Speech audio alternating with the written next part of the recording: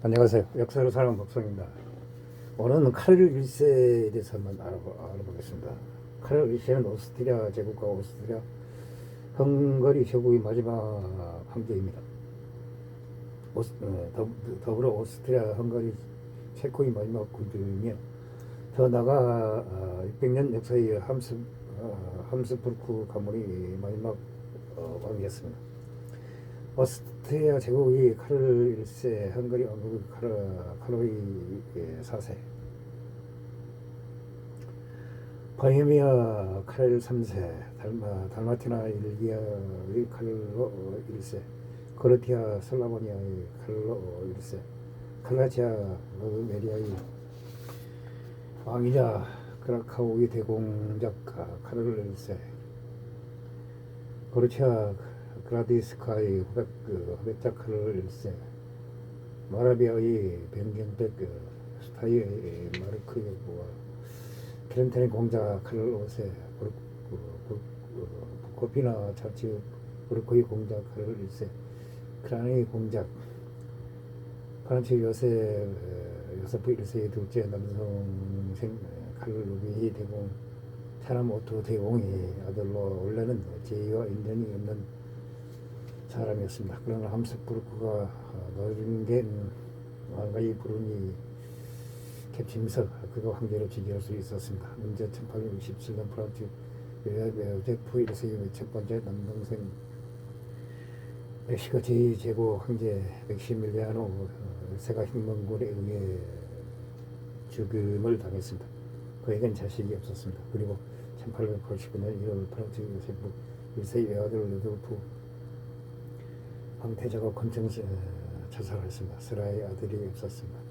자동적으로 프란츠 요세프 1세의 두 번째 남동생이자 카를 1세의 할아버지인 카를 루드비 대공이 계승서열 1위가 되었습니다. 그런데 카를 루드비도 루드비 대공의 위장 때문에 황제보다 먼저 죽었습니다. 대공의 장남 프란츠 페르난드가 계승서열 1위가 되었습니다. 그러나 그가 빈천 상원한 탓에 프란츠 페르난드의 아들을 둔 계승 자격이 없어졌습니다. 카를의 아버지이자 프란츠 페르난드 남성생 오토 대공의 자손이 계승자가 되었습니다. 하지만 오토 대공의 청명일년 42살에 먼저 죽었습니다. 1913년 6월 백부인 프란츠 페르난드 대공이 사라예보 사건 당시 카바렐로 프린치프에게 암살당하면서 카를의 계승 1위가 되었습니다. 당시 나이가 27세였습니다. 제1차 세계대전이 한창 진행 중이던 1916년 11월 68년이라는 긴 기간 동안 제국을 통치한 중정부 프란츠 요세프 1세가 죽었습니다.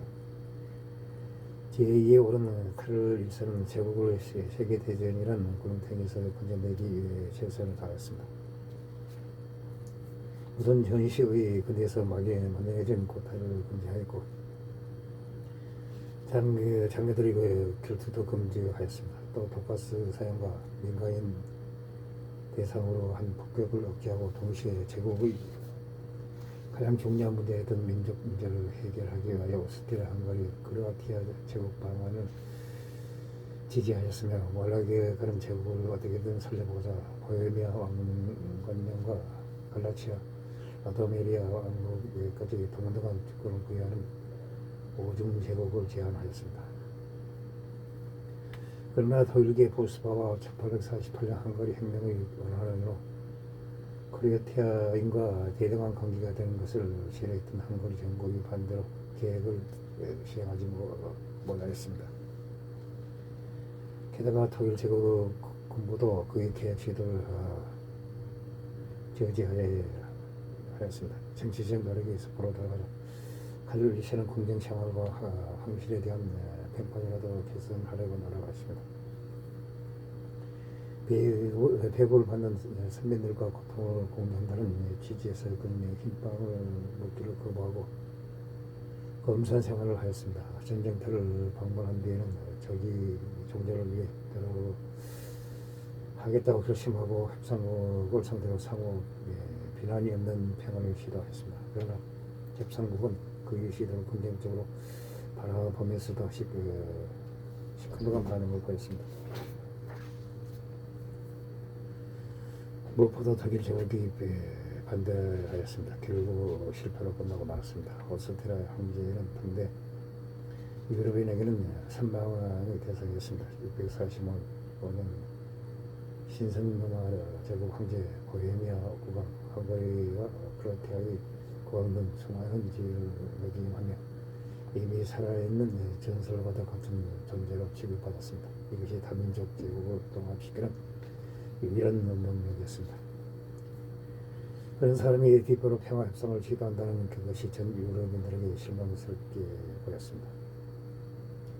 거기다가 칼을 내세는 이탈리아 왕국의 영토를 양도하는 것을 거절해 버렸습니다. 협상국에서도 그를 불신할 수밖에 없었습니다. 칼이 이렇게 무시당한 이유는 원래 계승될 리가 없던 먼 관계의 흔적이 프란츠 요제프 1세의 비극적인 가정사 때문에 제의를 이어받은지라 정통성이 부족했던 것도 이거이었습니다. 정통성 같은 경우는 프란츠 베르디난트가 황제에도 마찬가지지만 이거 그냥 답이 없습니다. 또한 선제 프란츠 요제프 1세가 워낙 실책을 많이 하였던 터라 카를 1세가 나라를 살리려고 애를 써도 너무 언제였습니다. 전세가 완전히 기우고 1918년 10월 헝가리가 독립을 선포하면서 오스트리아 헝가리 제국은 사실상 정말을 고하였습니다. 그리고 비토리오 베네토 전투에서 오스트리아 헝가리 제국군이 이탈리아 왕국군에게 참배하였습니다.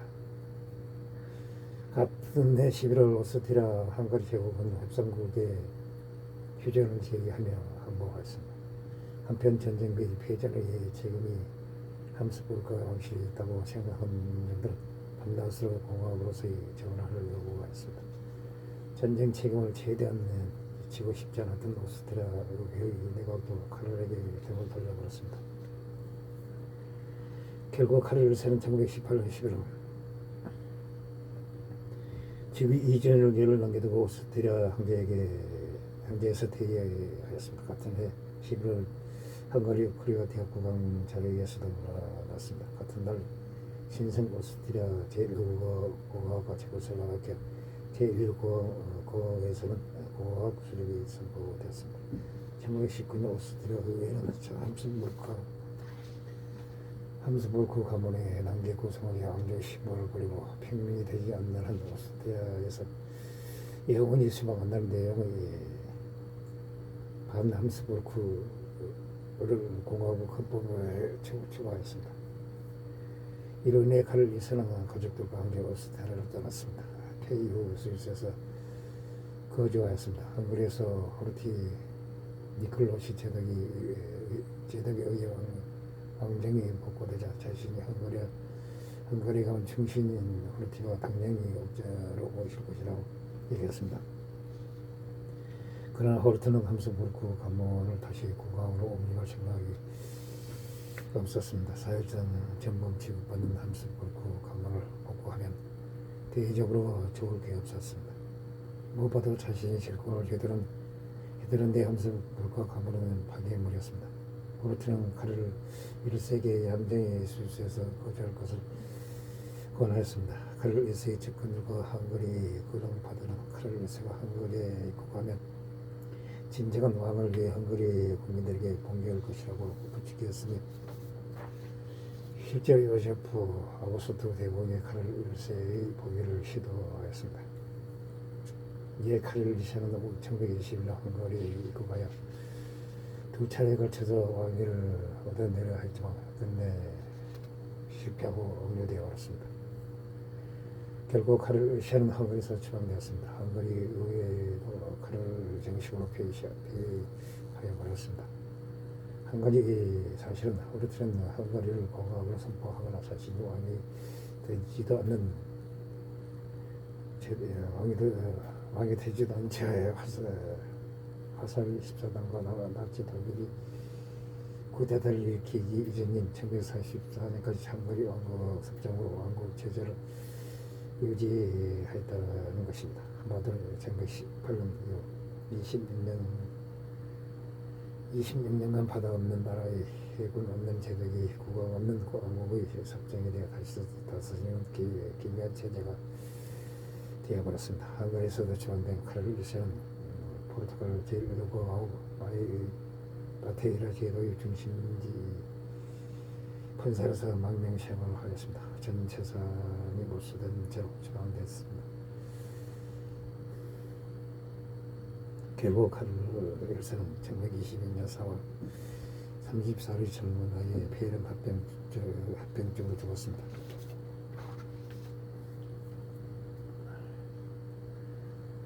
사회 마데이라의 산 성모교회에 묻혔습니다. 카푸친 교회의 함습불고 황실 봉안 등의 의장하라는 제도가 몇 번 있었습니다. 무산되었습니다. 긴 세월이 흐른 2004년 10월 교황요한 바울의 의세는 카를 1세를 목자로 시고하였습니다. 카를 1세의 깊은 신앙심 그리고 그가 1차 세계대전을 적의 정리를 시키려고 했다는 점 영웅적 특혜으로 인정하였기 때문입니다. 주기일은 10월 20일입니다. 요한 바울의 이세가 생일의 마지막으로 접전한 이 시복시계는 당시 생전에 있었던 아들 오토 폰 함스부르크 황태자도 참석해 아버지의 시복을 기념하였습니다. 만약 시상까지 된다면 성 이스투반 왕가의 처음과 마지막 주인이 시선된 사람을 남게 됩니다. 불봉 파르마의 제타와 결혼해 우연한 3년을 거습니다. 원래 필리핀 4세의 사남이라서 왕이 될 인물은 아니었습니다. 그러나 동복, 이복, 갈 것 없이 행들이 전부 일찍 죽었습니다. 왕의 계승자가 되었습니다. 카를로스와 이복 행위자 필리페 4세의 장남이자 또 발타사르 칼로스는 칼로스 2세보다 무려 36년이나 앞서 태어났습니다. 필리페 4세도 이 장남에게 상당한 기대를 가졌으나 16살 때 일찍 죽었습니다. 첫 번째 왕비 프랑스의 엘자베트도 예전에 죽었고 발타사르 칼로스까지 사망하면서 한시라도 빨리 가톨릭과의 왕자와 확인해 남자와 후계자를 얻어야 했던 필리핀 사실은 발타시르 칼로스 약혼자이자 자신의 조카였던 오스트리아 마리아나를 계비로 맞이하였습니다. 이 마리아나가 낳은 차남 펠피의 프로스페로는 4살 때 사망하였고 3년 토마스 칼로스 역시 1살의 나이에 죽어 사남의 칼로스 2세가 왕위를 잇게 된 것입니다. 칼로스 2세는 몸이 매우 허약하여 6세가 되어서야 젖을 뗐습니다. 그러마다 매우 늙었습니다. 이로 인해 제대로 교육도 받을 수 없었습니다. 또 10살 때까지 유모의 품에서 벗어나지 못하였습니다. 1665년 4세의 어린 나이로 왕에 오르자 모후의 마리아나가 섭정하였습니다. 스페인 함스부르크 왕가는 과다한 근친혼 때문인지 호세로 내려갈수록 암구 돌출, 탑돌출 및 부정교합에 시달리는 왕족들이 많았습니다. 유산의 사산, 미성년 사망률도 당대 농민들보다 높았다고 합니다. 그 중에서도 칼로스 2세는 근친혼이 낳는 배단이 결정체였습니다. 그의 부모의 일까지 부교로 4대에 걸쳐 근친혼이 계속되었습니다. 귀천 상원이 존재하는 이상 조상의 결혼이 완전히 적개혼이 되긴 어렵지만 칼로스 2세의 조상은 그걸 감안하더라도 심한 편이었습니다. 조상들이 근친혼을 정리한 터에서 필리페 1세와 호아나 1세의 후손이 아닌 사람은 포르투갈의 이자벨 포에미아와 헝가리 안나 크리스티안 2세 바이에르 공작 암프레이트 5세 로렌 공작, 프랑스와 일세 5명뿐이었습니다. 그마저도 포르투갈의 이자벨은 후아나 1세의 여동생 아라고니 마리아의 딸로 후아나의 자가였습니다. 남편인 칼로 오시오는 사촌이었습니다. 주고택은 하무스부르크 아마의 대표적인 집안 내력입니다. 칼로스 2세의 경우 택배가 비정상적으로 크다 보니 입을 제대로 다물 수 없었습니다. 침을 자주 흘리고 음식을 씹지 못했다고 합니다. 혀도 너무 커서 일상적인 대화를 하는데 지장이 있었습니다. 게다가 35살에 탈모가 와서 대머리가 되었습니다. 상체는 과하게 큰데 하체는 짧아서 다리가 상체의 하중을 견디지 못해서 절름머리가 되었습니다. 여기에 내전제까지 있었습니다. 신체적 장애가 심각한 반면 그나마 다행히도 지적 장애는 없었던 것으로 보입니다. 칼로스 2세의 스스로 친정을 하는 동안 남의 손을 빌리지 않았으며 지적 장애이라면 절대 처리할 수 없는 소진 행정을 직접 맡기도 하였습니다. 그와 만난 외교관들은 그가 내성적이고 우울하며 못생겼다는 등의 부정적인 모사를 하였습니다. 그러나 지능에 문제가 있다고 판단하지는 않았다고 합니다. 현대 의학계에서는 전해진 증상으로서 입이로만 뇌와 수체, 호르몬 이상 혹은 어릴 때 걸린 뇌 질환의 협병증 때문에 장애가 생긴 것이라고 분석하였습니다. 공격과 같은 부모 아래에서 태어난 친누나 마르가리타와 테레사는 장애나 우전병을 앓지 않았습니다. 심지어 어린 시절부터 근본의 천사같이 너무나 귀엽고 청명하여 발랄하여 부모인 필리페4세 부부는 물론 이미 여주부인 신성누와 제고 황제의 별미란드 3세의 예정을 독차지하였습니다. 삼촌겸 남편인 네포드 1세도 그녀를 매우 아꼈다고 합니다. 사실 인파타 마르가리타 테레사는 칼로스 3세가 태어나기 전까지 스페인 왕국의 차기 여왕 후보로 간주되었던 공주였습니다. 유독 초성화가 많이 남은 것은 이 때문이라고 보입니다. 필리페 4세의 마리아나 왕비의 첫 아이이자 칼로스 2세가 태어나기 전까지는 유일하게 살아남는 황후손이었습니다. 이미 세상을 따라 황제 자녀들에 비해 심신이 건강한 편이었습니다. 칼로스 2세가 태어난 이후 스페인 왕실은 여전히 인판타가 왕위를 계승할 가능성이 낮다고 얘기하였습니다. 계속 그녀를 왕실에 붙잡아 두려고 하였습니다. 그러나 마르가리타 테레사는 함스부르크와 왕과의 정작 결혼을 통한 결속을 위해 함스부르크 제국으로 넘어가 예산정경 고종사촌 남편과 혼인해 신성남아 제국의 황후가 되었습니다. 그러나 이 집안 특유의 높은 유선율 및 영아 상황인 그녀도 결국 피해가지 못했습니다. 10세부터 몇년 임신과 출산의 반복 끝에 마지막 아이를 사살하며 산후우울증으로 22세의 젊은 나이에 죽었습니다. 이와 대조적 칼로스 2세는 우선 장애와 질병을 안고도 그의 모든 적자 서출 형제 자매들보다 오래 살았습니다. 하지만 근치료의 결정체로 태어난 만큼 그는 평생 온갖 질병에 시달리고 불임까지 겪었습니다. 사후 부경 결과 신장은 후추 알갱이 크기였고 내장 전체는 부패로 인해 악취가 심했다고 합니다. 신장에서는 큰 담석 3개가 나왔으며 고아는 근교에 변색되어 있었다고 합니다. 구강 상태가 무척 나빴음에도 국정 운영이 가능했던 건 모호 마리아나가 습장으로 10년간 통치했기 때문입니다. 카를로스의 이모 경자 필리페 4세의 사생아 돈 후안 보사데 아우스트리아는 이걸 아주 곱게 봤습니다. 결국 돈 후안은 군대와 귀족들의 도움으로 마리아나를 축출하고 권력을 찾아왔습니다. 그런 칼로스 2세에게 그리 만든 것을 버리지 않아서 그리 만든 것을 욕심내지 않아 머리만 빗고 나오라고 부탁하였습니다. 통치는 본인이 하였다. 그러나 섭정이 된 지 3년 만인 1279년 후원이 사망하자 다시 말하라고 권력을 잡게 됐습니다.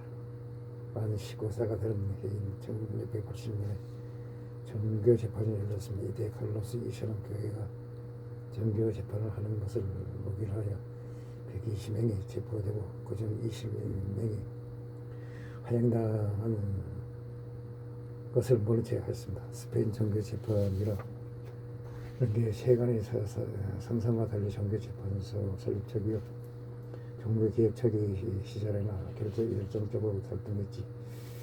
그 시대의 대부분은 대규모 유치보나 탄압을 벌릴 능력도 우리도 없는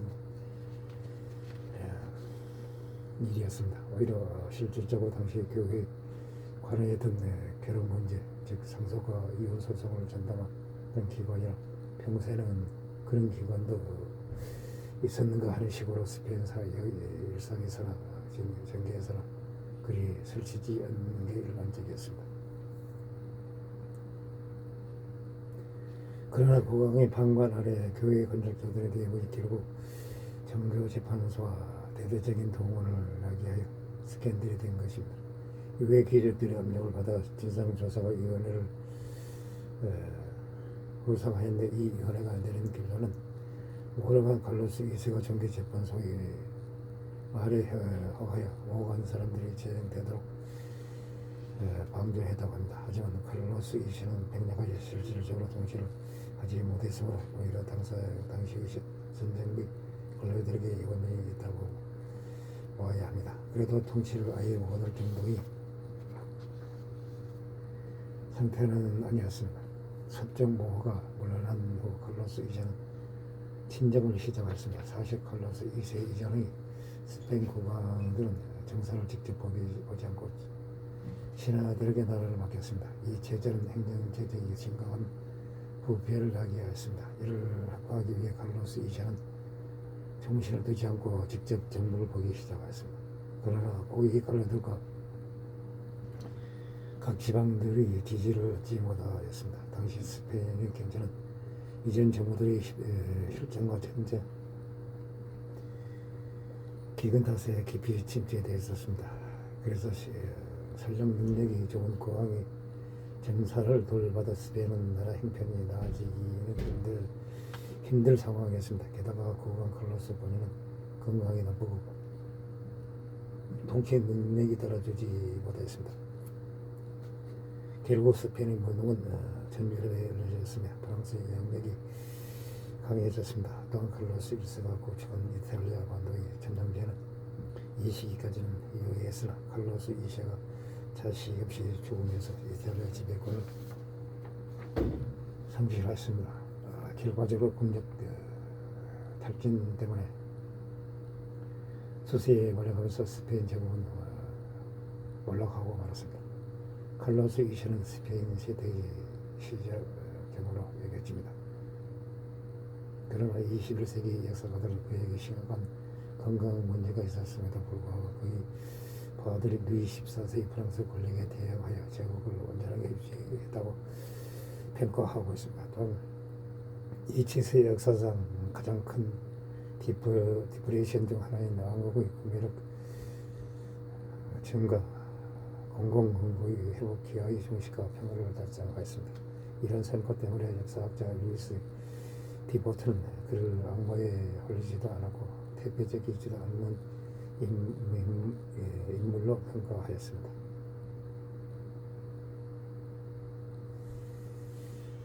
이상 카를로스 1세와 2세에 대해서 알아봤습니다. 형식 부족합니다. 양해 부탁드립니다. 감사합니다.